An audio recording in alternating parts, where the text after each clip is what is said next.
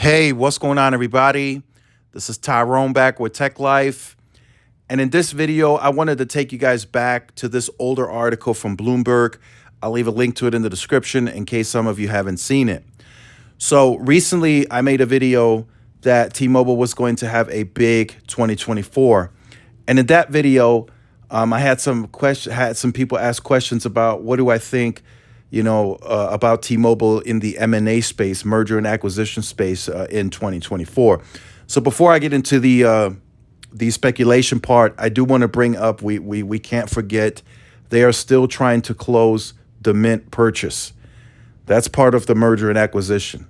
So they are still that's taken a bit longer, but they are still tied into that. So I don't know if they're going to just announce something bigger before they can even close that one.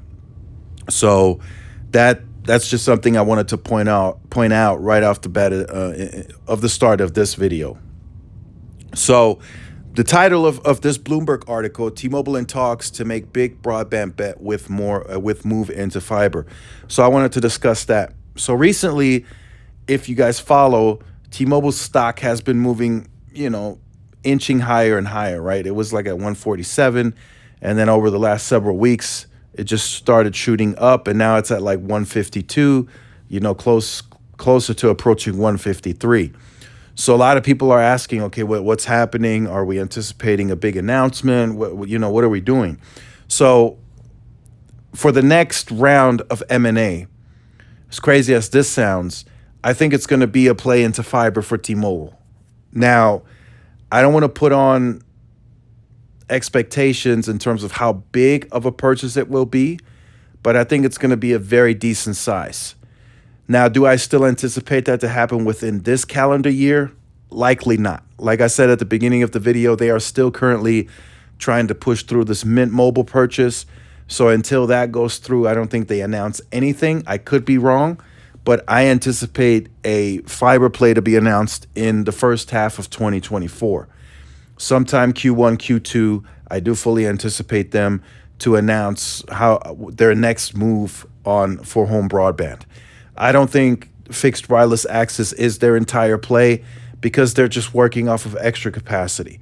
So they have not yet committed any hard capital to expanding the wireless network to where they can comfortably go to 11, 12 million customers. They have not yet discussed that publicly.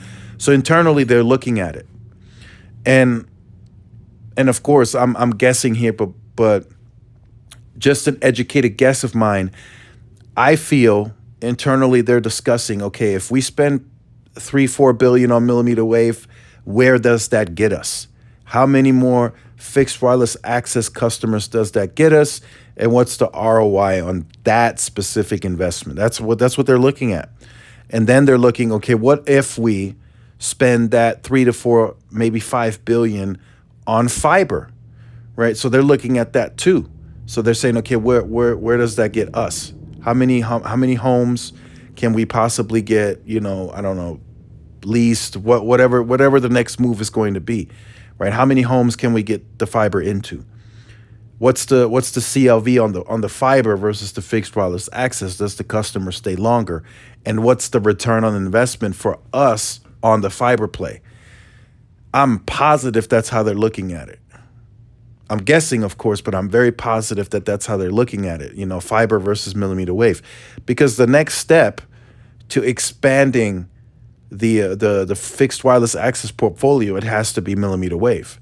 They're not going to spend, billions and billions of dollars to further densify the network. They already disclosed that. They're saying that they're dense enough. They're just using the extra capacity to fill, these fixed wireless access customers.